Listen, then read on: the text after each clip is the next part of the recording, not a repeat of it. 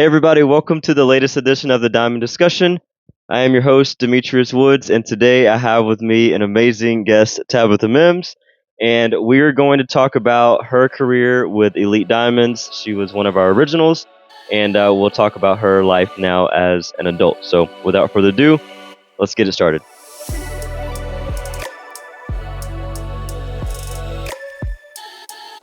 All right, everybody, welcome once again to the show. As I mentioned at the onset there, I have a wonderful guest, Tabitha Mimbs. How are you doing? Good. How are you? Good. I'm doing great. We're doing great. I'm excited. So, guys, you're going to learn a little bit about Tab today. And but you're also going to hopefully get some good nuggets from her in terms of her career, her lifestyle, and hopefully be able to pull a lot of just good things away from her. But one of the things I want people to learn about you is just who you are and how you live, because I've always admired that about you, and I think that the way that we'll hopefully describe your story a little bit and just your journey through softball, we'll be able to reveal that a little bit. But let's start with your time with Elite. Okay, so those of you who have watched the show religiously, like Elite Diamonds, this is year 6 or 7, I think. Yeah, year 7. I think we're about to enter into with the program, which is crazy to think about. And you were on that original team. Now, first of all, let's start with how you got on the team. Do you remember Yes. how this started? Okay, so tell that story from your perspective, because I have my version of it. But tell that story from your perspective, because we were building this team out, and I think we had maybe 10 or 11 players, I think, all ready to go, because I started the organization because of some players that were just very, very local to Eatonton, Georgia. And you live about an hour at the time. You lived about an hour away from Eatonton. But tell that story of maybe how this got going and maybe the persistent, whatever, however you want to share that. Okay. I was hoping you would ask me that because I was thinking last night about it. So I get a friend request from Demetrius, and I was not gonna accept it because I was like, this is this random guy. Like, we really didn't have mutual friends, and at the time, like, I was super strict on who I was friends with on Facebook. Yep. And because I was a junior in high school, and we were leaving Jeff Davis after losing terribly in the playoffs. Oh boy. It was like first round. And I look at my mama and I was like, some guy just sent me a friend request. And I hit delete and I swear it confirmed. And I was like, Mama. No way. Yeah, I was like, Mama, this just confirmed. And she was like, like, that's kind of weird. And immediately, like, you sent me a message, and I was like, wait a minute, like, he's messaging me. So my mama's first thought was, this guy's messaging her, like, blocking. Yep. And so I read the message. She was like, well, respond and, like, see what's up. God meant for me to get that message. That's crazy. Because knowing your mom, Yeah. I don't know that she would have normally said that. Yeah. And so I respond, and then after that, it pretty much took off. Like, I met you and practiced, came in as an outfielder, and you were like, hey, go to third base real quick. And, like, drilled balls at me. Like, okay. Oh my gosh, that was crazy. Yeah, I didn't. So first of all, I did not realize you were coming off of a playoff. This is my first time hearing that part of the story. So Jeff Davis, man, they seem to beat about everybody, that I've known over the years. But random person message, which was like, and then I guess I was 22, 23 at the time, and I'm like, all right. And so I'll tell you. So I had looked at the area of teams that were around. So like there are different schools that are around. I'm like, all right, we don't have anybody from Washington County. And I'd seen maybe a clip or something of you, and you hadn't been playing that much, right? Like, so share with everybody, I guess, like because you weren't. It wasn't like you'd been playing consistently every year for 10 years. Right. So I played throughout middle school at the private school I went to. Went to private school my ninth grade year, and then had a lot of issues there. So my 10th grade year, I decided to move to public school. And at the time, the coaches didn't allow athletes to do both. And so I had heard things and decided that cheer would be the best route for me. Right. And at the time, that's what I thought I wanted to do in college. And so whenever I went to private school, it cost money, tuition, whatever. So my mom was like, instead of paying money for tuition, we'll pay money for your all-star cheer team so you can get better, get further along, make connections. Makes sense. And so I was like, let's do it. So I dropped softball completely. Didn't pick up a bat for like a year. And I did cheer that year, and it was fun, and I loved it, loved all-star, whatever. Right. But I was like, I miss softball. And there was a coaching change with the softball team. And so I went to my cheer coach, and I was like, look, I want to play softball. Like, if y'all can work it out. If not, I think I'm going to take a break from cheer for a year, which I didn't want to do. Which I was gonna ask, how big was that step? Because to me, cheer always seemed to be. It was priority. Yeah.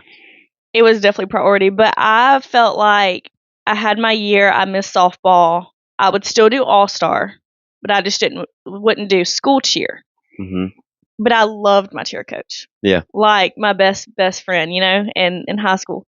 And so I figured she would work it out, but it was kind of like, this is what I want to do. And so immediately, like, she went, and her and the coach who took over softball, they were super good friends. So it wasn't a big deal. You know, they chit-chatted. He wanted anybody to join. So I go out and I talked to him, and he's like, yeah, sure. I don't think he had expectations for me to be very good. Yeah. You know, because I'm just this cheerleader. That's all that they knew me as. My sophomore year, I guess I ran track too, but he probably didn't keep up with all that. Sure. And so junior year, I remember the first practice. After practice, he was like, okay, like, you're kind of good, you know? And so that's when I picked it back up. And still, even then, I wasn't playing. I was playing games. I wasn't practicing, I guess I should say. So during the summer, I practiced a little bit more because our practice times were alternating. Yeah. Yep. And so I practiced during the summer pretty well. We had weight training, softball, and then I'd go to cheer that afternoon or whatever. And but then during the school year, we only have 3:30 to 5:30 or whatever time, Monday through Friday, Monday through Thursday. Right. So they made an agreement that I practice cheer and I show up to region games. And if for some reason I don't have cheer, then I play in a normal, you know, regular season game or go to practice. So I never had afternoon off.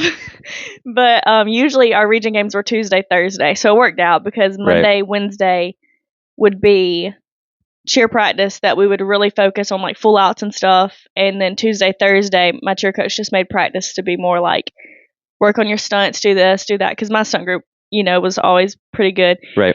So our stunts didn't need a whole lot of work. My people would just tumble or whatever. And then since I was doing all-star, I was getting my tumbling in, my conditioning, playing games. So, yeah, looking back, it's insane how much I did. There's a lot of sacrifice It's crazy. Yeah, like you don't, because how much they let me do. Yeah, well, what did your weekends look like though with all of that? So, some weekends I had, let's see, junior year I also did football cheer. So I had football cheer too. So Friday nights I cheered sidelines. Mm-hmm. Saturdays, my junior year, Saturdays, I was either cheering for high school or cheering for all-star. That was year-round. And then track started, and I also played soccer junior year, so those also alternated. Right. Which kind of go hand in hand. You know, I was running a lot. Mm-hmm. And again, my cheer coach was my soccer coach, so she worked it out, played in games, went to most practices, went to track afterwards. And so, yeah, I was very busy. But then whenever I started playing, it was, okay, softball tournaments, cheer competitions. But now my senior year, I didn't do all-star cheer. Right. Full time. I kind of picked up once or twice because I conveniently went to practice, and he told me I was going to compete with them next week. Yeah. So, which I knew was going to happen. Of course. But it worked out, you know, in my favor. So, yep, very busy. God, Lord. I mean, just I think about the amount of time that travel softball demands of people, and you weren't just doing that though. Like you're doing that plus 5 million other things. Yeah, and balance, spinning all of those plates. Obviously, you're getting your studies in academically. Right. That's wild. Yeah, I would leave cheer practice in Millersville for all-star cheer, and it was 2 or 3 hours long, like intense practice. Like it wasn't an easy thing. We always left it. It never got easier. Yeah. And I'd leave there and put on my softball pants and drive to Edenton and practice, and then get home at 10:30. The sacrifice, for real. But it was everything. It was. It was so much It was all of fun. it. I It was part of it. appreciated it. It's part of it. It's part of the ride. So going into the travel softball side of things, having, I've talked about on the show before with some other guests, and even in shows that about just me, of just my coaching style, and it's a little bit maybe quirky or different or whatever than what people have been used to, I would say. From your perspective, spending a year and a half, which I know I wish I got a lot longer with you, spending a year and a half with the organization, me as your coach, what was that like? Good, bad, in between, everything. So just like before you, I never had a bad experience with a coach, ever. I was fairly athletic, decent work ethic, so coaches tended to draw towards me. I tended to be the leader and, like different things like that. Right.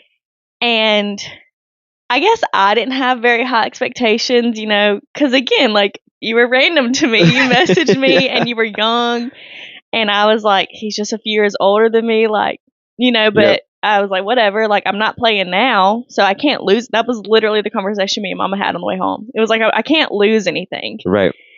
And so. Oh, that's wild. Yeah. I love it. Yeah. So going into it, I wouldn't say I was nervous, but I kind of just didn't have anything to expect. Yeah.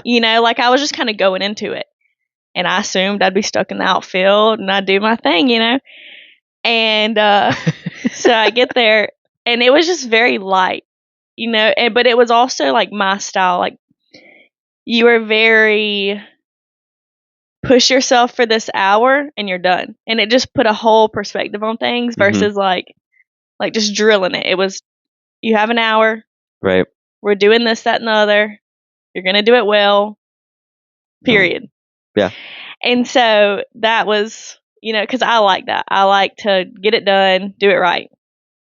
I also feel like most of the girls were good people that I played with, so I felt like you picked good people all the way around, not just athletes, like character, whatever. So there was never much. Yeah, that was a blessing drama. for all of us. Yeah. Parents wise. Yeah. Yeah, it was great. And as far as like your coaching, giggling, I love it. It's like my thing. And you helped me tremendously. Obviously, like you literally bought me a bat. Sure. So that was huge. And like we would spend, because in high school I got out early. Oh my gosh. Of school, so I would drive to Edenton, or he would drive to me 2 or 3 days a week for a while. Yeah. And taught me how to slap. Dude, that was so much fun. It was fun. I still have those videos. It's crazy. Recording those slapping videos. Man, that was probably like, because I had an idea, again, because I said that we talked about this last night, but like you got the rookie version of me, and so I don't know when you stop really being a rookie, but I don't see myself as a rookie coach anymore. Right. But like I know that you got that version of me, and so there's some parts of me that's still the exact same. But in terms of knowledge and just understanding of certain things of how to teach whatever in the softball world, that's obviously grown. But just I remember spending hours on end before you arrived, learning, understanding, okay, like how do I best teach her this so that she can get the most out of this time? Because I never, and even now, like I never want anybody to meet with me and they feel like they didn't get something out of it. Right. Because then I just wasted your time, I just wasted mine. And like we all could have been doing something else. Yeah. That was kind of my mentality about practice and workouts. And like on top of that, I wasn't paying you for private lessons. Like that was time that you took out of your day to do. Sure. But another thing is like, I would never say that other coaches didn't care about my well-being. I think every coach I've ever had an idea for me and did their best to help me. But I think that with you, it was like, you got better if I got better. Not just like on the field, but like we were a team. If you could make me better, that was one more thing that you had that you could help others with. So you helping me figure out slapping, potentially, I don't know, maybe leads to teaching somebody else. And so, I like being the guinea pig, I do. You know, so it was like you really took time out to help, like Yeah. actually help, like not just help to win the game. Mm-hmm. Because I mean, we won, We win, but we it lose. wasn't, you know. We were 500 team Yeah, for the most part. Yeah. So Up or down. yes, you like to win. You're very competitive, but it was very much I want to get you the furthest you can get, regardless of what you choose to do or Right. things like that. So every coach says they do that, and a lot of coaches do, but they care about winning. Yeah. You know what I mean? At the end of the day, if you're not where they want you to be, bye. Yeah. It's not, let me help you get better. Well, I think part of that has come from like just growing in the coaching world now. I feel like part of that's come from the fact that, believe it or not, a lot of people's jobs depend on winning or not. Like if you don't win, like you, either the parents are trying to overthrow you, you Yep. know, in travel ball world or in school ball, like the administration's like, all right, well, you got to go. But I knew, because this was something that I created, right? Obviously, there wasn't going to be any parents overthrowing, but there would be like, you know, people would leave if you're not running a something that's positive or that's helping people. Right. But I also know I got into this for a different reason than some people get into it. Like I remember our fees. It's just crazy to think about what our fees were back then, because like now our fees genuinely cover everything. Right. Everything meaning like tournaments and softballs and practice and whatnot. But like then they did not. It wasn't even close. And I'm like, dude, like there's no money involved in this. Like it was genuinely like, I just want to help. Yeah, like you enjoyed being there. It wasn't. Yeah. Like it wasn't a let me drag my feet into practice. Like you hopped in practice and you were like, let's go, like fired up every time. Yeah, and to this day, like that's still, and I know for me, like I'm the kind of person, like if I stop enjoying it, like I don't, I know that I'm doing you and your teammates a disservice, right? And that's when I'm like, all right, I need to hang up the shoes and move on to something else, because at the end of the day, like you want to, I think it's our responsibility as a coach, and you can feel differently if you want, but like it's our responsibility as a coach to make sure that the time that y'all spend there is valuable. Like you guys are not. You know what used to make me cringe is when and some of the players even say it now, but they would say when I played for Demetrius, and I know you've said this too before, but like just that terminology makes me cringe, and and I know it's a nice thing to say as a player, like you play for a coach or whatever, but I never looked at it that way. I've always looked at it as, nope, you play for yourself and your teammates, and it's my job to make sure that you become the best version of you while you're with me. Yeah, that's how I feel. I feel like you're more of like a support system.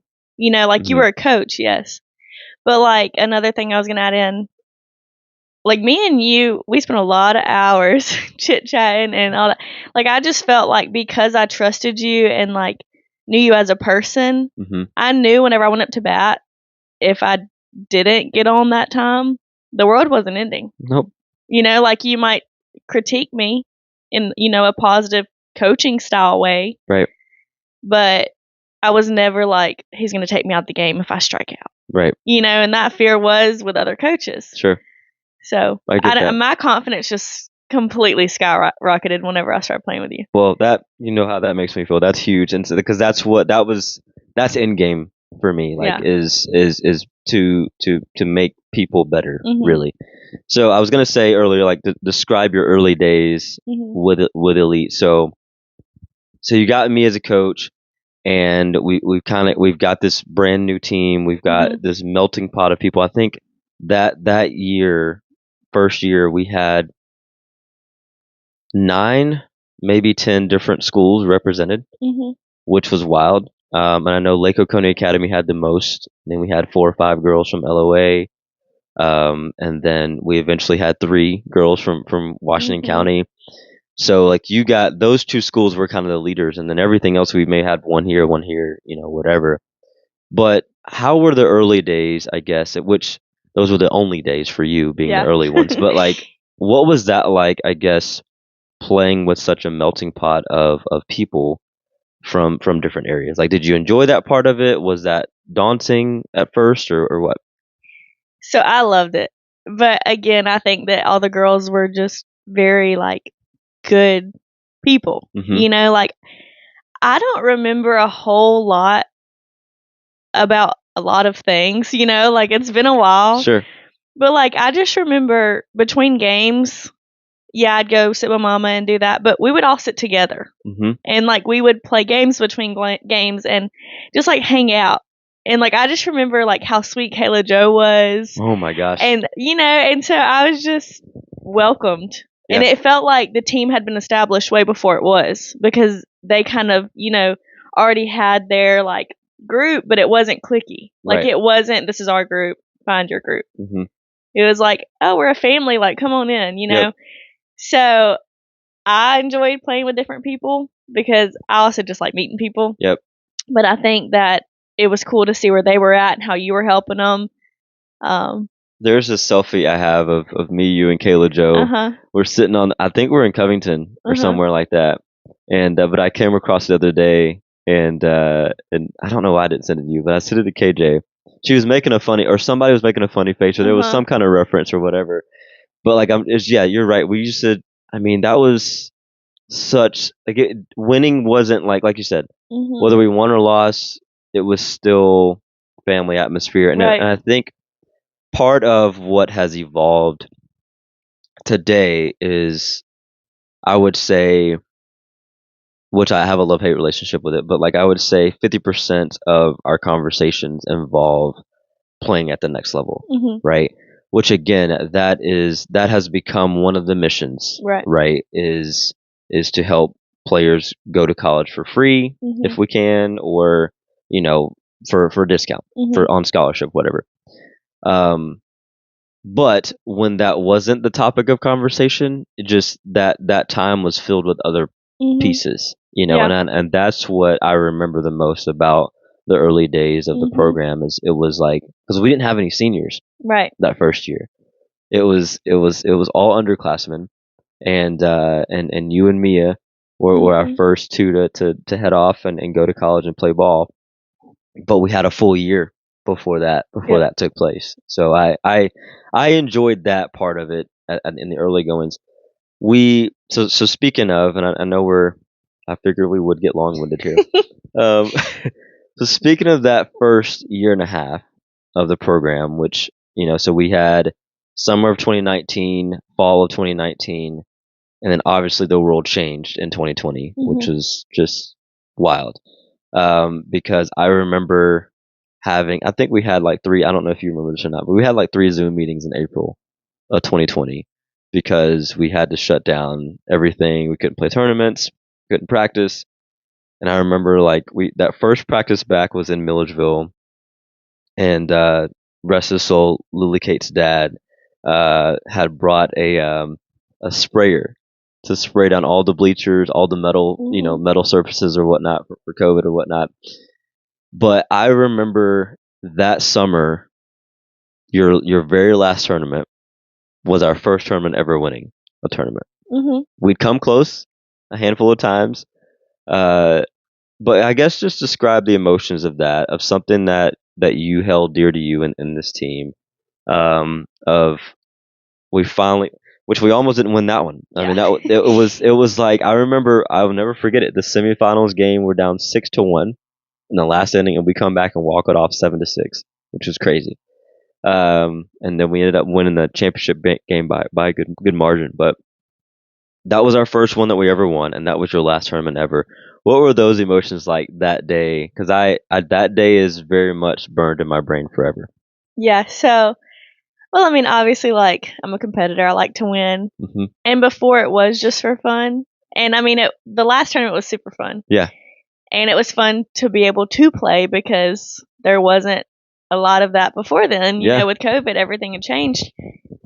And I remember everybody just celebrating afterwards. Like we were taking pictures, and then all of a sudden it hit. It was like, oh, like this is my last game. And then it was kind of sad, and then everybody was taking pictures, but it was like, let me get a picture with you before you go, sad. You know, instead of like, yay, we just won. And I don't know, I mean, I think that, yeah, it would have been a a good day if we hadn't have won that tournament. Sure. Like, it wouldn't have ruined my life. No, we've had a lot of good days before that. Right, but I think that it was just icing on top of the cake. Yep. And it kind of was like I went out with a bang.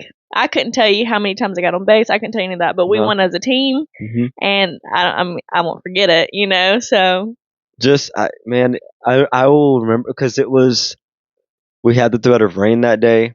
It had already rained the night before, and so it was a little muddy. So I'm like, man, I remember. Oh, and we wore white. Yeah, we were white that day, and I'm like, please let us just get the tournament. Like it's her last one. Yours and Mia had already had her last one before that. So I'm like, I want to get this in for Tab. I remember that feeling, and I talked to Emma about it. I'm like, all right, what do we do? We got to find another tournament. Right. But they were few and far between at that point, and so I think that was our last ditch effort to play one more. No one, because we didn't get to do our summer World Series that year. I think we were planning to go to Clearwater, Florida, to play down there, and that got canceled. But what a time to be alive. So from what you remember about, I mean, because you played, your senior year. Oh well, yeah, obviously your senior year, COVID, and then going into your freshman year of college, COVID filled, and then even really all of your college days for I guess COVID, but from that time of that, because that summer I know that you had, we were working on the recruiting process, which we'll get into that here in just a second, but like talk me through, because there have been, which is, I say, a huge blessing, but there's been dozens of players now that have come through after you who have signed and they've committed to go play at the next level. You were the first ever, right? And so I'll never forget any player I've ever coached, right? But you're obviously very memorable for a lot of reasons. But on top of that, you were the first ever, again, guinea pig that I got a chance to help commit, go play at the next level. But what is that? What does that mean to you now? Like, we are multiple years removed from you committing to go play at the next level, and everybody who had a hand in helping you do that over the years. What does that mean now, knowing that you were the first to be, a part of whatever this may be in the future, legacy wise? So, well, like I said earlier, softball wasn't my priority. Right. And so I think that whenever I started playing for you, it was very much, okay, like, let's take this kind of seriously. And I don't think that I could have played. Not that I couldn't have. I don't think I would have had the connections to play somewhere on my own. And maybe I would have, I don't know, found someone, for that connection. Yeah. But I just think that me being there was just literally God letting me hit that accept button on accident, like it was supposed to happen. It blows my mind every time. But as far as like what it means now, it's crazy. Yeah. Like, I try to be super humble, very, very, but it just makes me so proud to know that like all these girls have come after me being the guinea pig. Yeah. And you figuring it out, and me figuring it out. And it's just crazy. Yeah. Like, it's just speechless. Yeah, it blows my mind, really. I mean, like, I remember your skills video we shot in Milledgeville. Oh my gosh, do you remember the intro? How many times I had to do it? I've gotten better at speaking on camera. It's hilarious because I used to tell every skills video thereafter, I'm like, all right, I don't know that this is going to take as long as Tabs, but let's do it. And so you were always the reference point to the skills video, because I'm like, Tab, come on, we were just giggling the whole time. I cannot be serious. I'm like, hi, my name's Tabitha Mimbs. Like, this is what you say, Tab. This is it. Like, do it. 7 seconds. Like, forget my name and just start buzzing out laughing. It's terrible. I'm like, I feel like that took longer than the hitting portion of the video itself. It did. But I mean, just it's wild to think through that part of it. But going on, so you got, and we'll take a break at some point after this. But like, going on to play ball at East Georgia State College, and I'll be honest with you, and I'm pretty sure said this or expressed this before, but like the amount of pride I had coming to watch you play, like at that level, because I'm like, because knowing your story of, you were just playing region games in high school, and you cheerleading was literally number one for a large majority of your life when it came to sports, Mm-hmm.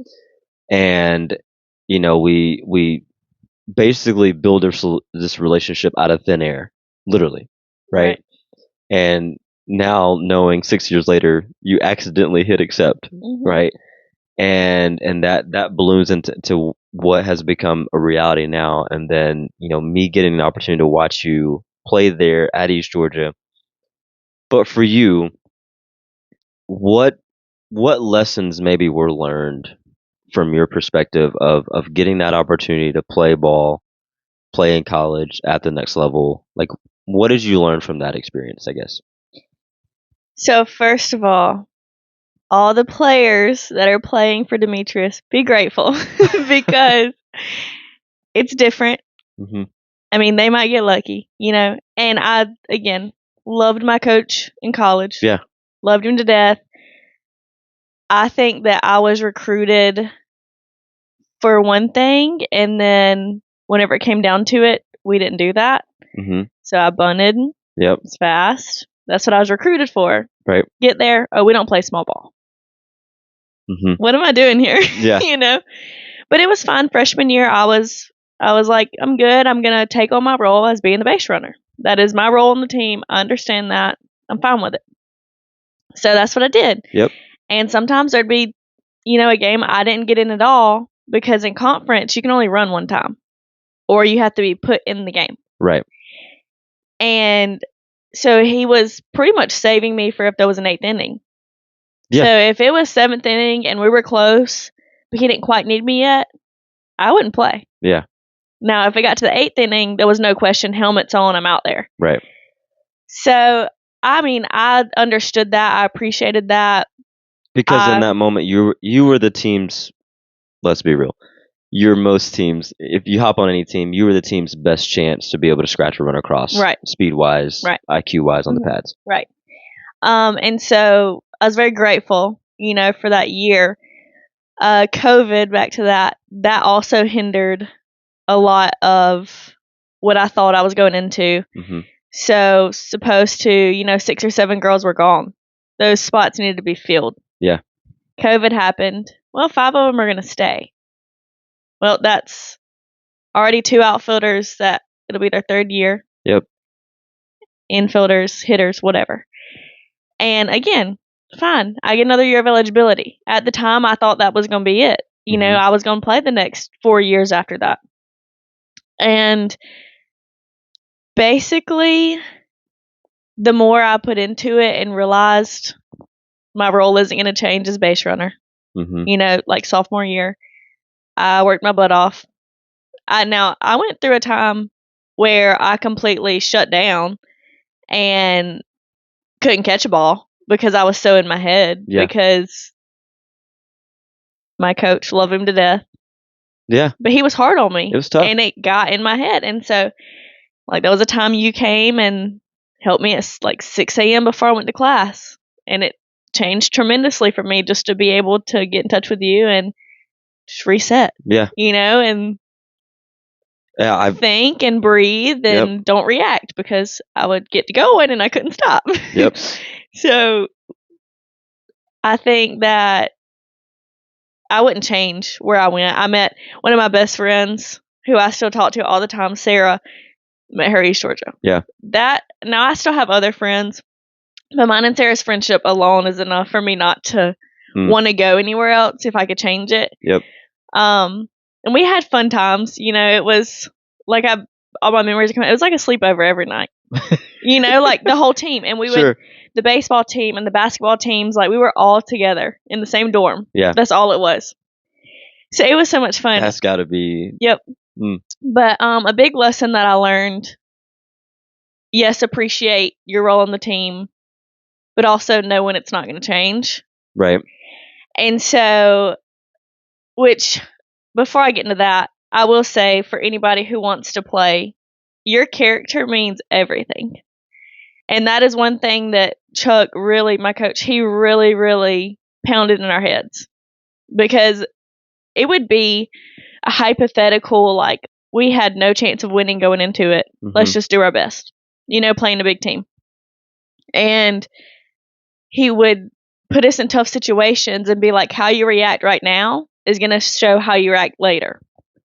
And so I think that for him, I became his, if I put her in front of people, I look good, So recruits came in, I toured every single one of them, unless I wasn't there or I had class. Right. Parents were there. I went and chit-chatted. Yep. Because, I'm not going to say any of the negative things. Sure. Now, by the end, I was kind of like, this is my experience. It could be different for you. Choose wisely. But you were being transparent. Yeah, and like with Lily Kate, I was very honest with her. Yeah. But I had a relationship with her prior to. But, yeah, so knowing when it was time, first of all, it was a JUCO, 2-year school. I took classes in high school, so I was already ahead. Right. So I get done with my first semester sophomore year, realize, you know what, it doesn't matter what I do, because I am the fastest player and he needs a base runner and he has good outfielders, there's no point in me being out there, because he needs me to run bases. Had nothing to do with my skills. Yeah. And he wasn't going to go recruit another you because he didn't need. Yeah. Right. And I ran out of classes. So I was we had to live, sophomore year, we had to live on campus. And it's not cheap, housing, the meal plan, whatever. So I was paying to take online classes to be able to play and to live on campus. Yeah. Didn't make sense. For classes I didn't need. Right. And so it was hard, to let him know that, because I'm not one to just like quit, that isn't my thing. I thought growing up, I thought it was going to be cheer, but I was like, I'm playing college ball or I'm playing college sport. And that's it. Like I don't care what I do after. Yeah. Like in high school, I was like, I'm just going to go wherever I can go for sports, for cheer, for softball, whatever. And once I get there, I'll see what majors I have and choose. Right.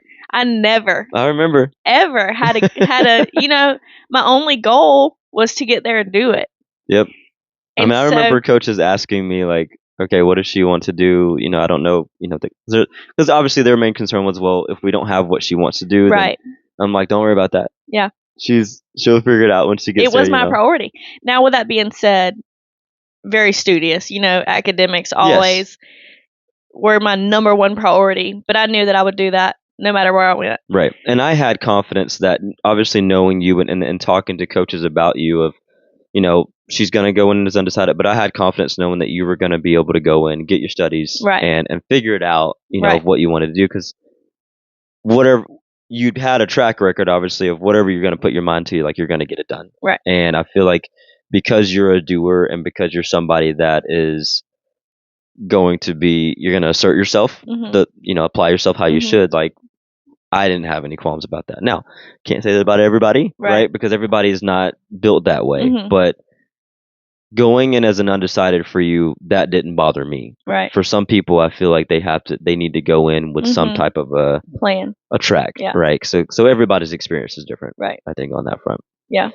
But the reason I wanted to hear that, I'm glad. Promise guys, I didn't prep her for that. But like the reason I wanted you to share that, because I just feel like sometimes depending on where you are in the country, because we've got listeners I know from all over the place, they get only the rose-colored lenses of the experience, right? And then on the flip side, some people just get like the harsh, like they don't get the beautiful aspect of it, right? They don't get the sleepover, that feeling of that part of it. And so, because I know, like for you going to a smaller program, that was kind of a selling point. And where I think there's 4 sports teams, right? Two basketball teams, softball and baseball, and being able to be a part of that lifestyle as well, because I love East Georgia's campus. Like just I love it. So anyway, but I think that your story is a blend of both of those. You had the beautiful aspect of it, and you also got the side of it that was like, man, this is a gut check. Yeah. And I'm having to figure out how deep I can dig. And Right. I felt like you stuck it out longer than most would. Right. Really. On the softball side of things. Would you say that? Like you Oh yeah. I mean, by sophomore year, and now my mama also is not one that's like quit. My mama was ready to go in his office and put my jersey up for me. Yeah. It was bad. Yeah. I mean, there was a time, and again, I love him. I have no hard feelings towards him. I would tell him this. We would laugh about it now. Yep. But there was this game, and I mean, at the time, I feel like I was mature then, but I think that I'm way more emotionally mature now. And which at that point that this happened, I didn't care.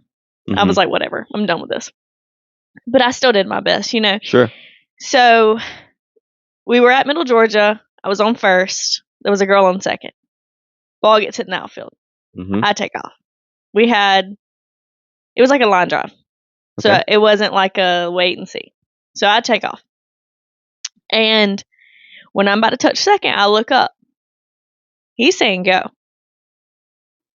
So I get halfway to third, and he looks at me and is like looking at me like I did something wrong, like looking at me like I'm stupid. Well, I get thrown out because apparently he wasn't talking to me.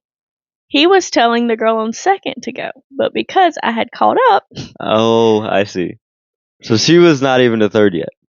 She had just hit third. Okay. I got you. Or no, she wasn't to third. She wasn't, because I was almost a second whenever I looked up. Got you. And he's hollering, go. I'm taking off. I don't look back. Yeah. You know what I mean? And even whenever I touched second, I kind of thought like, ugh. It's going to be close. Right. But I'm going to go. Yeah. I go, get thrown out, chews me out in front of everybody, tells me I will never run for him again. He has no trust in me. I make too many stupid mistakes. I'd been thrown out like twice before that in a year and a half. Whatever. And so that was the end of the game. No, so that was like the first or second inning. Tells me you won't go back in. You ruined it. Whatever. So I'm like, okay, whatever. Because I mean, that was kind of my mindset at the time. Yeah. And I hate to say it because that is not me, but that was the point you got into. It was. Sure. It was a lot. And so I'm like, whatever. The next time he needed a runner, looks at me, why don't you have your helmet on? Huh? Put my helmet on, I run. He told me whenever he was chewing me out that we would lose that game, and it was because of my mistake. No, it doesn't matter what else happened, it was my fault. Wow. Yeah, but that's the kind of expectations he had on me. Sure. And so I felt like whenever I did mess up, it was way bigger than if this girl messed up. Yeah. And there would be times that I would be almost to the fence, like almost on the dirt track, and I'd run in for a ball, and it would hit right behind second, and I would get blamed. Why aren't you there? Yep. But it was like he wanted to show me off. He didn't want to give me the basic, pop-ups. It was, why didn't you dive for that? Well, because it was in foul territory, and I'm playing center. Yeah. But that's how it was. And, I mean, at the time, I was just, yes, sir, doing whatever he, wanted.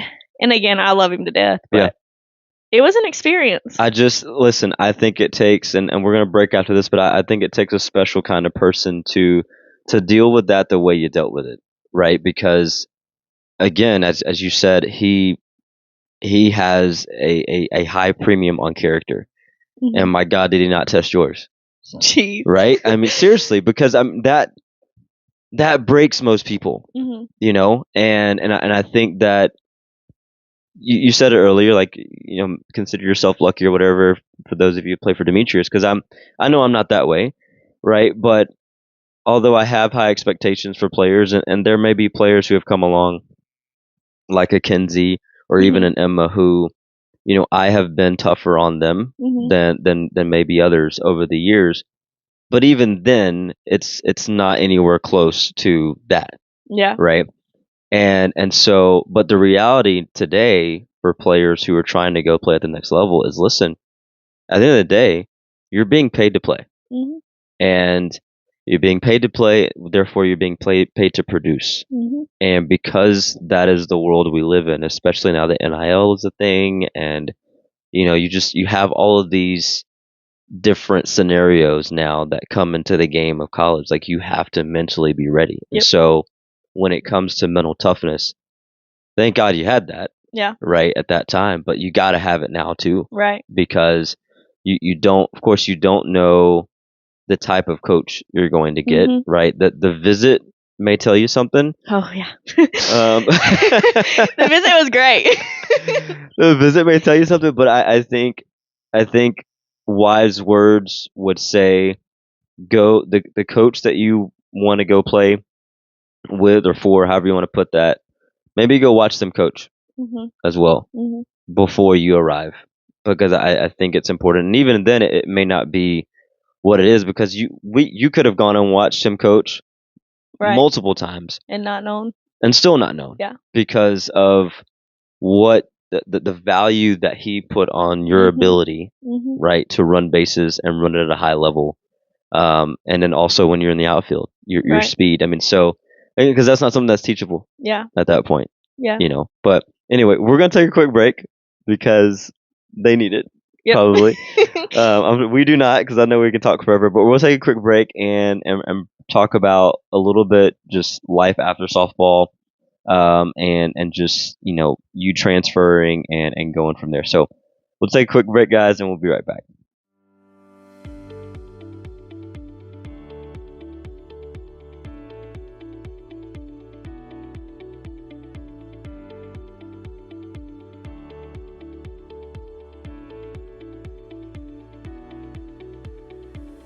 All right, guys, welcome back to the show. I really hope you've enjoyed this time with Tab, and I know I have. So I want to jump in. So we've talked a little bit about just obviously your softball career up to college, and then I know we didn't mention it on the last segment, but you then, after you had too many credits, right? You were done with JUCO. Talk us through the transfer process, and obviously you're now a graduate, right? So what's going on now? Okay, so whenever I decided, like, I think I'm moving on, me and another girl sat in a hotel room for a game, by the way, and applied to Georgia Southern. And now in high school, I would never, I'm never going to Georgia Southern. I'll go anywhere but there, just Yeah. because that's where everybody went. But at that point, we were in Swainsboro. We used to, go out in Statesboro and Hmm. things like that. And so I was like, you know what, like, we'll just go. I'll just do it. So I apply. And it's a super quick process because East Georgia and Georgia Southern are like affiliated somehow. So the transfer process, all my credits went through, whatever. Right. So I get there. This is another thing that I think was just supposed to happen. God's plan. Shay, who is now one of my best friends, was my random roommate that I found an apartment with. Hmm. Grew, we randomly, we were strangers, Yeah. and now, which she's back in New York for a little while, until hopefully she'll get into PA school soon. Nice. But yeah, like, we still have that friendship because of that. So I know this isn't what you asked, but for those listening, That's cool. if you do feel like it's time to move on, don't be scared that it's a bad choice.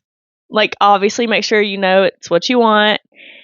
But like, I have no regrets of moving on because of Shay and like the memories I have in Statesboro.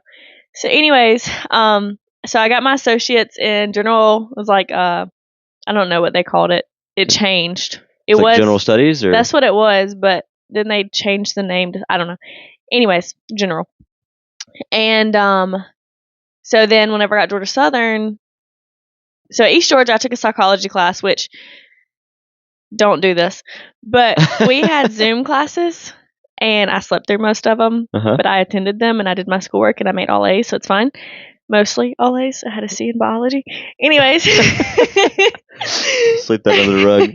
And, but I did find the psychology class super interesting, and so whenever it was time to declare, like, what I was going to do, kind of just thinking, like, getting a degree, still didn't know what I wanted to do professionally.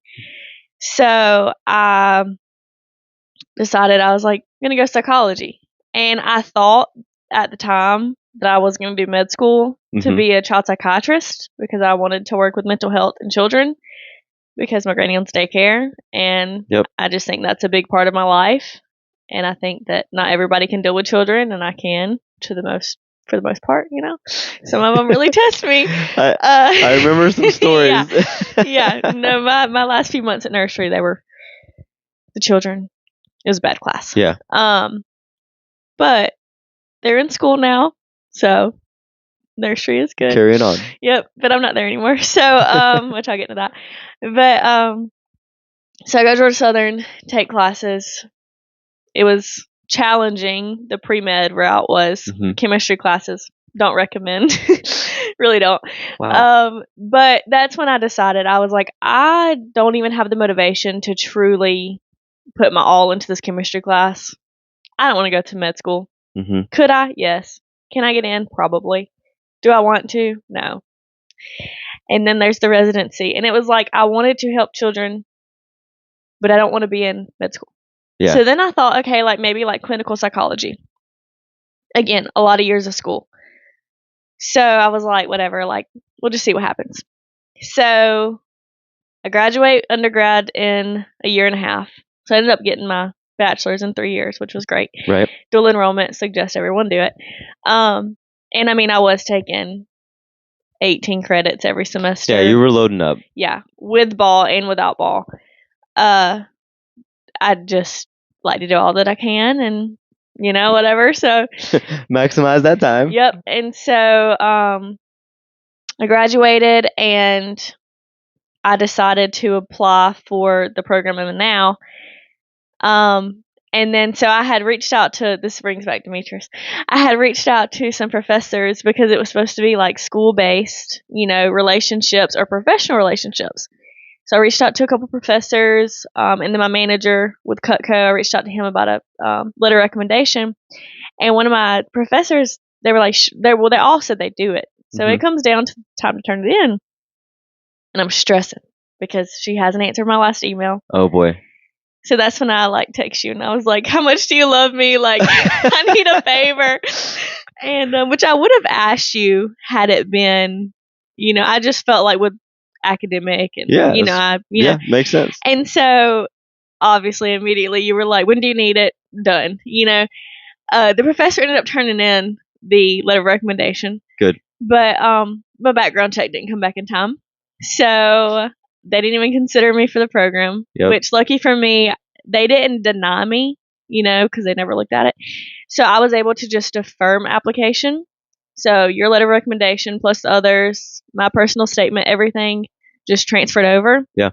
And at the time I was like, what the heck? Like, what's going on? Well, my brother and his wife have 2 lovely children. And so it gave me the opportunity to go to Arkansas for 2.5 months and keep Allie, who was, she was like 4 months old.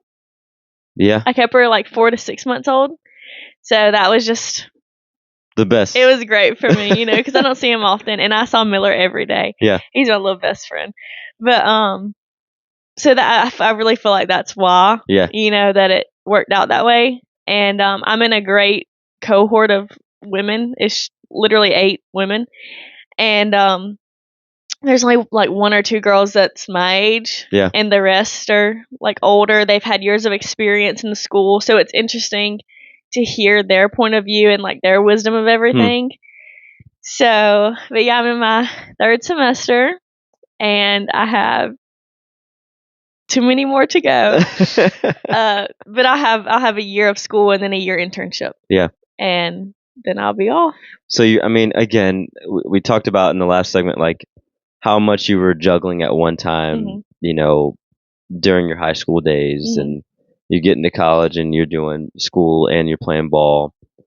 Now you're working, right? And you're going to school still, so you're still playing that balancing act. Right. But I wanted to kind of segue a little bit into just, which again, we're talking about this last night, which is just ridiculous, but you're about to be 23 in February, which we realized that's when I started coaching you Mhm. guys Mhm. with travel ball. Um, but you're about to be 23. You're multiple years removed from being a college athlete, Mhm. right? Yet you're still finding and placing a priority on taking care of your body, Mhm. right? You're going to the gym. You went to the gym right before we shoot the show. Like you're going to the gym every day. You're working out. You're eating well. Like, why is that still such a heavy priority for you? So, whenever I first stopped playing ball, it wasn't. Okay. I found that freedom, and we would go out a couple nights in the weekend, and I would sleep all day, and I'd go to class. Yeah. And then it was kind of like, not, I've never been unhappy. I have never been, one that's, my mental health is very strong. And so, because I had this weird feeling of like, who am I? Like, what am I doing? Yeah. Like, I don't think I'm supposed to be sleeping and partying, and that's my life. Like, that is not me. Mm-hmm. And so, a girl that lives she's from Sandersville. She moved to Statesboro for school. I was like, Logan, we cheered together. I was like, Logan, we got to do something. Because she cheered her freshman year at Valdosta State. And Okay. then kind of the same situation. She didn't love it. And it was time for her to move on. And so, she's kind of battling that, who am I? We've been athletes our whole life. And it's like, Logan, we got to do something. So we went strong. Really did. And then class kind of got hard. And chemistry got hard. And I kind of backed away from it again. And so I graduate. And at that point, like, again, I've always had a high self-esteem, very confident. But like, even like my graduation, looking back at pictures, I was like, I don't even look like myself. Like I was puffy. From Southern. Yeah. Okay. Like in high school, I was tiny. At the time, I thought I was just giant and a man, and I hated it. But like, I was just like, I have to do something. So fast forward to moving to Ties in Arkansas. I kept the baby all day. I sat on the couch. Mm-hmm. And then there, the time zone is different. And so they're an hour behind. So it's 11:48 here, it's 10:48 there. Well, time changed. So by the time they got home at 5 o'clock, it's dark outside. Right. And so there wasn't a let's go for a walk. I mean, we could. I made excuses. I could have done it if I wanted to, sure. But, that became a habit of me sitting on the couch. Right. My screen time was ridiculous. So I was like, I don't like this. Yeah. So it was actually, we went to Nashville in January. Just had like a few different things planned in January. Went back to Arkansas. And so in February, it was my birthday weekend. Sarah was here, and we were like Snapchatting. We have this group chat. And so every time I would see a picture of myself in the group chat, I hated what I saw. And I have never, ever, ever, ever felt that way. Yep. And I don't ever want to feel that way. And because I felt like eventually, like, this is going to get to me, and this is not going to be what breaks me. Right. It's something that I can control. Absolutely. Right. And so in February, I was like, this is it. Like, I'm done. I'm getting up. I'm eating better. Whatever. You're locking in. Yeah. So I've actually lost about 13 pounds since then. And which I got lazy again. I did. I'll tell you about it. And so we went to Disney in March. I got the staph infection. Oof. And couldn't work out after Disney. And then I got into a routine of not working out. And so it takes a lot, to actually go. That's the first thing that's always hard. Got to start. Yep. Yep. And so in April, we moved here, and I was like, this is perfect. Like, it's the beach, And so I would go sit on the beach, and I'd just get up and walk a little bit. And that's kind of how it started. Mm-hmm. Started working at the restaurant, which I love. I love serving. I love bartending. I love seeing people and chit-chatting. It's just, it gives me life. It's you. Yeah, and so I love it. But I was walking a lot, and I would get home and thought I was going to die.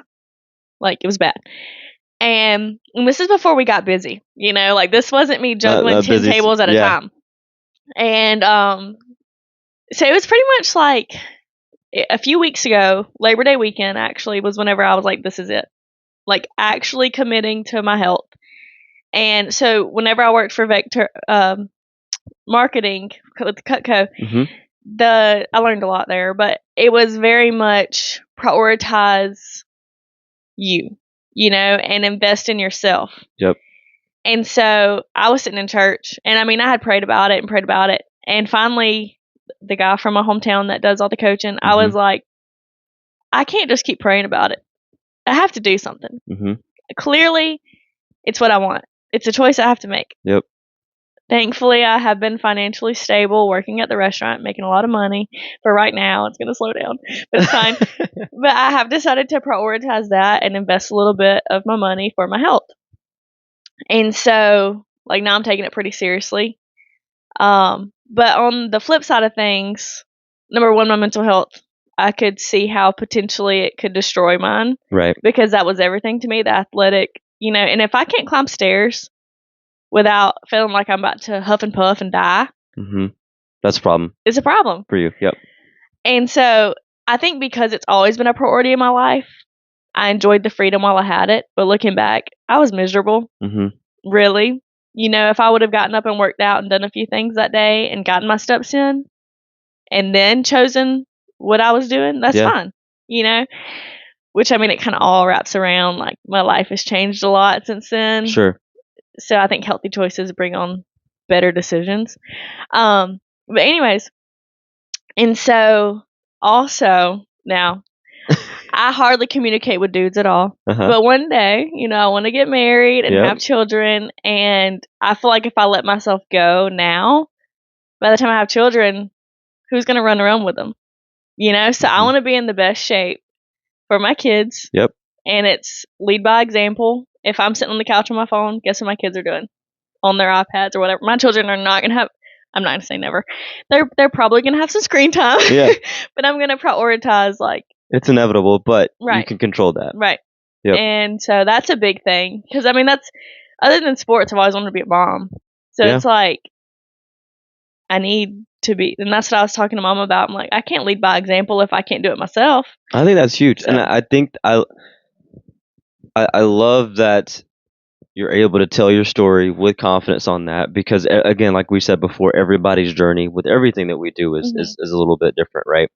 So going through that experience over the last few years, just the ebbs and flows of that, and like the stop gaps that have come with it, and like I know we even talked about last night, right? Like you want to make sure that the path that you're on, it's one that it becomes habitual, like, because I know you're about to go to town soon, right? And so you want to be able to continue what you're doing despite where you are, right? And I'm the same way. Like we travel a lot, but like traveling does not get in the way of me taking running care of whatever, my body. Yeah.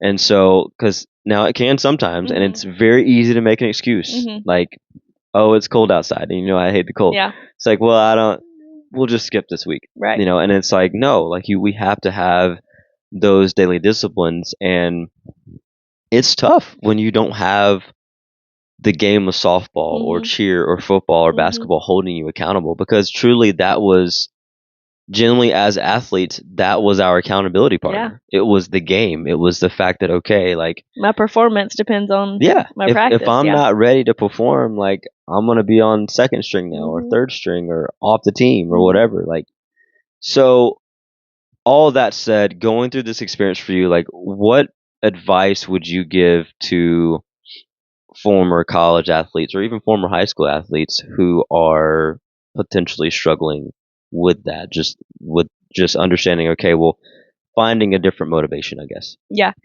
So I think it's strictly a form of self-love. And like, I think that because I'm not super vulnerable, like, I don't really practice that very well whenever it comes to like writing down my feelings. And now I probably should. That is something that I want to start doing, one day. Don't know if I'm ready for it. You're a tough cookie. And so I think that for me, that is a way that I can show self-love, and you kind of have to choose your hard, right? So my hard right now is going to the gym, which is kind of easier, but it's waking up. That's really my hard. The gym's not that bad. Waking up. But choosing my heart is like, am I going to feel bad because I laid on the couch all day and, oh no, now it's 9 p.m. and I've walked 1,000 steps? Or am I going to lay down and feel great about myself? Yeah. So Because you chose hard because earlier I today. chose hard to get up and go work out. But I also feel like there's so much, like on social media and stuff, you have to work out to be in shape. That's not true. Nope. Like, just move your body. Like, go on the quick brief walks, Yep. and do the things like park further away at the store. If you like going shopping, go shopping and walk, or just making healthier choices. I love getting on Pinterest and seeing the recipes I can do where you swap something and bam, it has protein, it's less calories. Like, it's really easy. It really is. But it really takes commitment, And then another thing is, like, I don't regret going to the gym this morning. Right.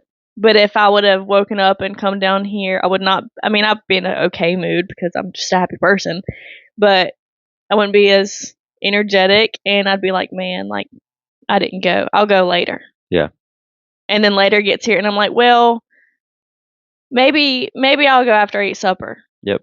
And then I eat terribly, which I haven't been lately. But I know you've been locked in. But then I would eat terribly, and it was like, oh, well, no, I just need to go to sleep. I'll wake up in the morning and do it. And it became to where tomorrow never came. Yep. And so I think it's pretty much a decision you have to make. And again, I'm kind of going to the extreme. I switched everything day and night. Take a few more steps. Yep. And do the, focus on nutrition. If you don't want to be active, focus on your nutrition. If you just want to be healthy. And then another thing that I've been really trying to do since I've been here, because you look around at the beach and you can't help but be grateful. Yeah. And so I've been just really trying to be more like Jesus, right? And I mean, it's literally a sin, to eat like we do. Yeah. And so I have been trying to make it more about less about myself and more about, yes, this is my body, but it's not my body. Mm-hmm. Like, I don't want to let it go. Treat it like the temple that it is. Right. Yep. So that's been a big thing being here, because I can't help but just be grateful. No, I guess, yeah. Let me just tell you, man, because there's, we're about to talk about this here in just a second, but like, I feel like with, you talk about just making that decision, and I've learned, like, just in business life, like, sometimes some things are so simple, people won't do it. So simple. You know what I mean? Yeah.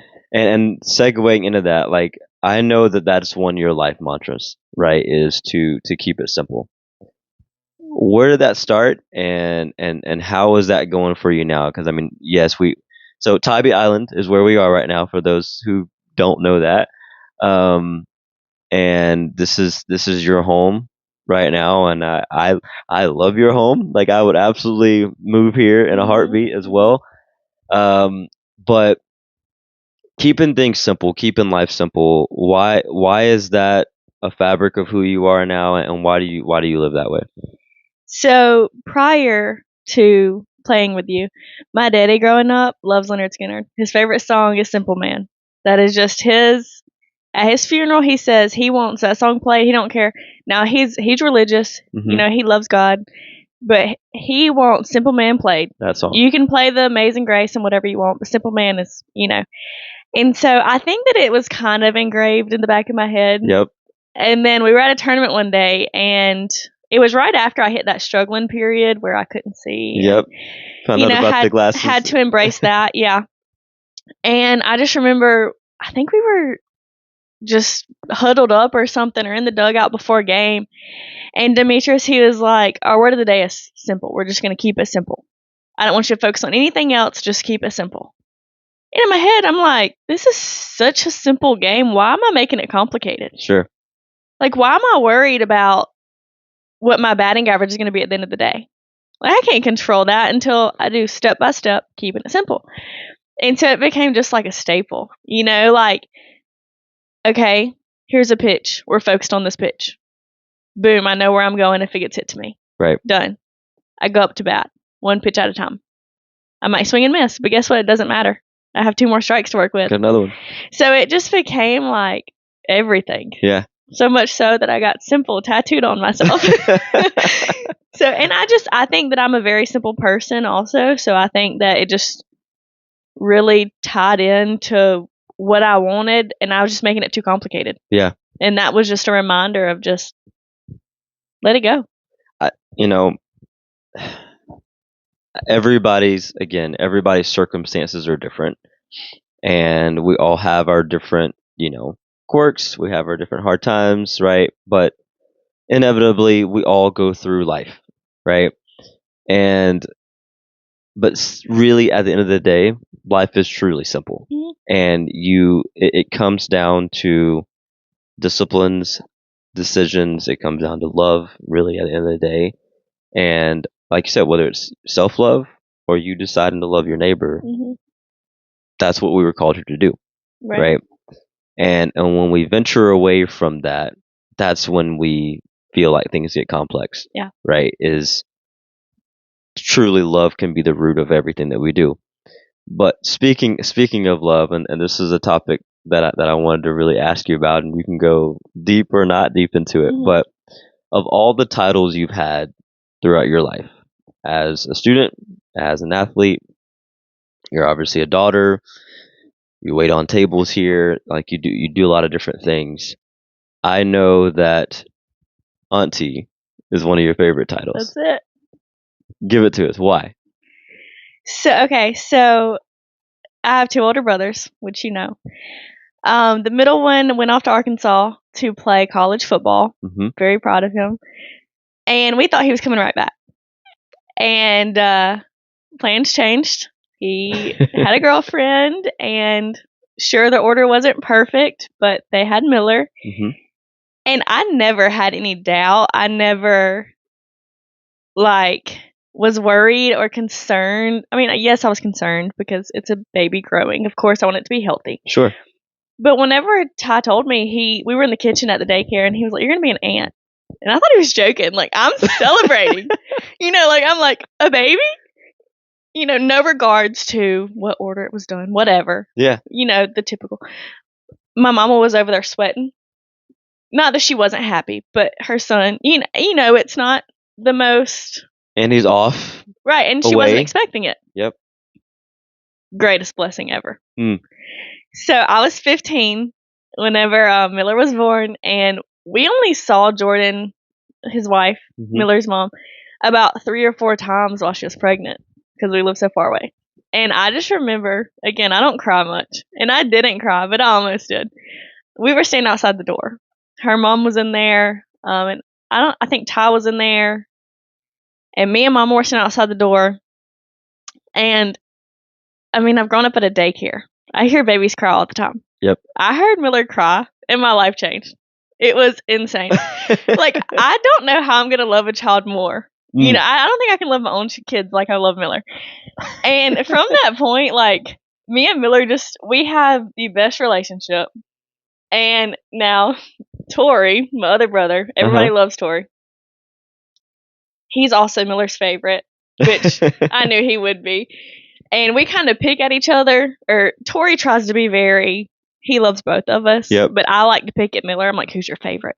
Because I'm very confident that Miller loves me. It's you. And I know that he knows I love him. And I think that him and Tori have a lot of similarities. They both like the Pokemon and the nerdy things, right? But I feel which he has a great mom. And I just feel like I have more of the nurturing than my brother does, than Tori. And so I think that I kind of went up him on that. Yep. And so, we were at Disney World in March, and we were about to get on a ride, and all day he stuck to Tori. And, I mean, not going to lie, at first I was like, man, because I had just spent 3 months with him. Yeah. Every day. And so we go to Disney, and my feelings were hurt a little bit. So we get in this ride. Miller's terrified. And I'm like, Mill, we're fine. He's hanging on Tori. We get close. Let's go, Tori. Under me. Tab, I'm really scared. And that's when I realized. I was like, okay, Tori is... Now, I have fun with him. But, and again, he loves his mom and daddy. He doesn't see us often, so whenever he does, he's very glued to us. Yep. It's nothing against them. No, they're great parents. And so he really, that's when I realized. I was like, okay, I'm here to nurture and to be that person, right? So it's just been so cool. And watching him be a big brother was awesome. And it is different than, and I love Allie to death too. I'm not saying I don't. Yeah. It is different. I'm older. He was the first baby after me, but that little girl, my goodness, she's adorable. Good night, man. And then my cousin, so I kept Allie, and I didn't have that with Miller, so I feel like that's special too, But she's still so young, but her personality is crazy. Glowing. Such a happy baby. That's wild. I tell you, so obviously we've got Aubrey. She's going to be 5 in November, which is, my mind's just blown thinking about that. But like, to watch the mind of a baby and a toddler grow, it's just, it blows me away how much they learn so fast. Yeah. And I'm like, because talk about the science behind of like, just that is they're sponges at that time, but like, it gives me so much hope in life. You talk about the gratitude of you living here at the beach, like, what, I guess, because everybody doesn't get to be, what are we, 3 blocks from the beach, right? Yeah. And I say get to be, like, I mean, obviously that was a decision for you and your parents, and you guys made the decision, then you made it happen, right? And so you went out and did it. It's not like that was given to you. Right. But now that you're here, right, the gratitude is there. But why do you like this lifestyle so much, I guess, would be my main question. Like, what's the attraction to this? Again, I think that, so living in Sandersville my whole life, small town, loved it. Yeah. For a little while, but, and nothing against people that stay in Sandersville. My best friend still lives in Sandersville. Love her to death. She's doing great. I didn't want that. Yeah. For now. I could go back to Sandersville in 2 years and that'd be everything for me. But right now I wanted to branch out and I wanted to see things while I can. And, we're big on traveling, and it worked out that we got this house, and I was like, let's just go. Yeah. Like, what is holding us? Which the daycare kind of was. But we got that worked out. And so, I mean, it's everything. Like I said, just you walk out and you can't help but be thankful. No. Listen, I'm right there with you. I mean, we got here yesterday, and Aubrey, of course, she was like ready to just sprint to the beach or whatever, and it's just such a, again, like, now everybody doesn't like the beach, everybody doesn't like the sand, right? But whatever your beach is, right? Maybe that's the mountains, or maybe that's the desert, or whatever it may be, the city life. But I love your presence has always been happy and just glowing and whatnot. But like, to hear you talk about living here, and we're texting or on the phone or whatever, and it's like, yeah, she loves that. Like, I don't see Tab living anywhere else, right? And that may change, like you said, right. different seasons of life. But for now, this is where you are. This is where you want to be. This is what I was born for. That's it. That's it. Yeah. So as we wrap up, I want to play a quick game. Okay. And I know you don't know what the game is, but so I'm going to, I'll share one of your Instagram captions with you. Okay. Okay. And you have to remember and tell us where you were and the story behind it. Okay. Think you got it? We'll see. Okay, here we go. All right. First one. Yeehaw. Where were you? And what was going on? My first thought is Nashville. Yes, this is Nashville, okay. December 2023. Okay, so that was New Year's, me and my good friends. So I was in Arkansas for the 3 months, and I was like, you know what? We're going to travel. We're going to go somewhere. So I'm texting them, where do y'all want to go? We played around with different ideas. The thought of Nashville for New Year's was great. So I'm looking at what's going on in New Year's, Nashville. Leonard Skinner's playing. I tell him we're going. Oh boy. We're going, right? Because that is one thing my daddy has instilled in me, is I love some Leonard Skinner. And so we go, and it's super fun. It was the first trip that all of us outside of college, right. We lived on our own at college, but it was the first trip that we did without parents. Yep. We paid for it. Like, it was our trip. You were invested. Yeah, and so like now it's like, where are we going next? So yeah, Nashville. I got it. Okay, I like that. So next one, sunshine and a good time. Do you remember? I feel like all of my captions are kind of like that. I want to say on the beach. You probably were on a beach at one point, but this is a Okay. cruise that you took. Okay, my In birthday February. cruise. Okay, so it was my 21st birthday. We were gonna go to Vegas and do the whole shebang. Didn't really want to do Vegas, but it's just more of like the showy of it. But then love cruises. It was my second one. I'm going on another one in March with my Very friends. nice. But anyways, and so me and my friend Shay, my mom and Charles booked the cruise because it was my mom's 50th. And so we went on the cruise. And before that, we went to Universal. And Tori, my brother, and his wife Madison came and celebrated on my birthday. And then a few days on the cruise. It was so much Nice. fun. Went to So the where Bahamas. okay, you guys went to Bahamas. Were you guys able to get off and go see just how was that? Because I've been to Bahamas only once, but I was like so young. Yeah. So we didn't really make set plans. We which were laid back. So Yeah. there wasn't, it wasn't anything that we were like, oh, we have to do that. We were like, we'll just get off. We'll see what's going on. Because I'm very much, let's go sit on the beach, right? Yeah. Let's save money, sit on the beach, whatever. So we go to like Senior Frogs and have a little appetizer, have a drink, Yeah. and just chit chat, and then we go sit on the beach. And 21st birthday. Yep. Golly. And that was the first day, and then the first like day off the ship, and then the next day was the Princess K's or whatever the Bahama the carnival on whatever it is, and that's just very much like a beach thing. You can go off and like ride jet skis and stuff. I've ridden jet skis before. We have one at the lake. Yep. I wasn't gonna pay money for it. I've never sat on the beach at the Bahamas, so I'm doing that. So that's what we did. I dig it. Read a book and sat there and Hanging had a out. great time. Enjoying it, soaking up the sun. Okay, all right. Third one before the last one. So, new crib was the caption. This one was. I want to know the story behind the caption. So this was Governor's Palace, Williamsburg, Virginia, back in 2021. Okay, so that was our post Christmas trip. So we, with Ty being in Arkansas, Jordan has her family there. And so we like to plan around what they're doing. Okay. If they want to spend Christmas there, that's what we do. Or if we want to go on a trip, that's what we do. Because they have the kids. Of course, we're going to do that. Yep. And so that year we planned to have Christmas. They had Christmas there. We had Christmas here. We were doing a New Year's trip. So we go to Williamsburg. And I went whenever I was little. And we did this ghost tour, and it was terrifying because we like saw a ghost. Swore I did, right? And so we went back with Miller, and it was fun to be able to kind of portray my memories on him. And I was like, Miller, this is the scary house. Oh, boy. And so the Governor's Palace, it wasn't the scary one. Yeah. But that was the trip we did, and it was way more educational now.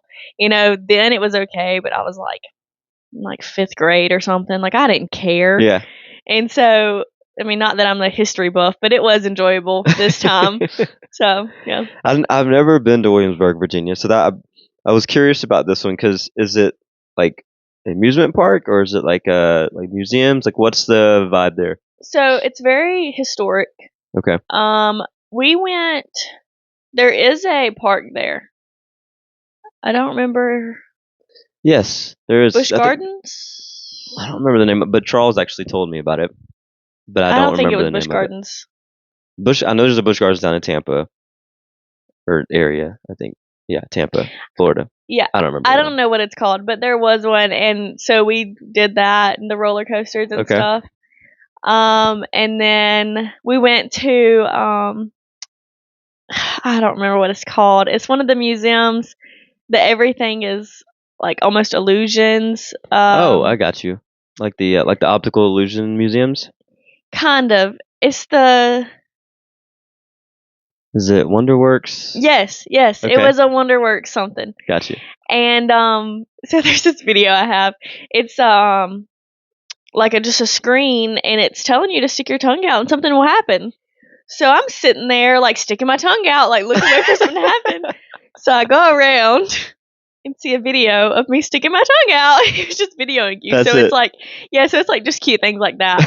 And like just like giant, and now it is kind of educational. There are like some pieces in there that's like so and so's shoe, and So we did that and ate, and just hung out, had the New Year, traditions. Very nice. So it was fun. Sounds like Williamsburg is a place to go see some stuff then. So last one, this is June of 2020. Just doing what I love.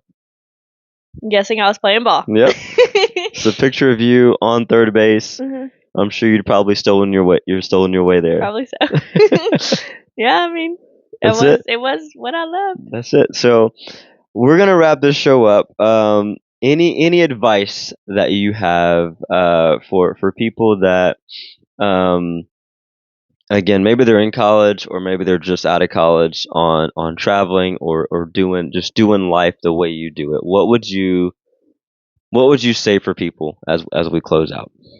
So I've come to realize that whenever I'm not practicing gratitude and feeling appreciative, it doesn't matter where I am, I want more. And so I think that if you can just appreciate where you're at, you can still have a goal and a plan, and want to go somewhere else, but appreciate the journey of it. It makes it way more pleasant. Yep.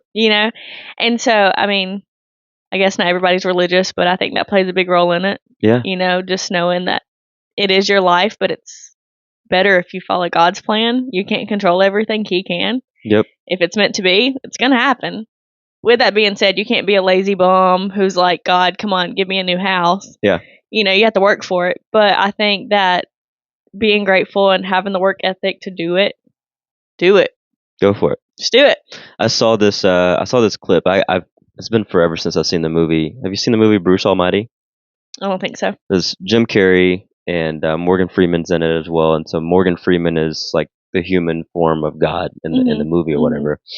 And this clip showed him saying to this person, he's like, when you pray for courage, does God just automatically give you courage, or does He give you the opportunity to be courageous? There was this one time at nursery. This is bad. Oh boy! But I prayed for patience the night before. I was like, because I was praying to be here, and I was like, you know what? It's your plan. Like, I'm praying for patience. The next day, those kids were bad. I said, I'm never praying for patience ever again. Never doing it. But yes, I do think that that's true. Yeah. That's hilarious. Well, I'm going to give, as I always do, first of all, thank you for being on the show. Thanks, I appreciate it. This has been a literal dream of mine, guys, of having Tab on the show. And you guys, I'm sure the last however long it's been, hour and a half, whatever, gotten a glimpse of just our relationship, but also I hope that you've gotten something out of just her story, because ultimately that's why the Diamond Discussion exists, right? Just to add value to your lives. Whether it be from a softball, baseball standpoint, or just in life in general. But my thought you should know moment really is exactly what she has tattooed on her, to keep it simple. And when I think about life in general, like as we alluded to earlier, like it's just simply a matter of facing the obstacle, the challenge, whatever it is that's right in front of you in that moment, right? And then just understanding, okay, what is it to cross over? Keep the journey simple. And I love what you said about enjoying the journey, right? Because that does genuinely make life a lot more pleasant. And I think sometimes as athletes and even former athletes that may be listening, like, we're just so hell bent sometimes on winning the game. And, we forget that there's joy genuinely in the battle that happened back in the third inning and the fourth inning and the fifth inning, whether it be literally in your game or just in the third inning of life, right? Where enjoy the third inning. Yeah. Because there's in the seventh inning, when it's all said and done, it's good to be able to look back and say, all right, I enjoyed my time. I enjoyed the battles that came with life. So anyway, guys, we're going to wrap this show up like we always do. So please let everything you do be done in love, because at the end of the day, that is truly what makes the world go round. Thank you guys so much for tuning in. We'll catch you next week.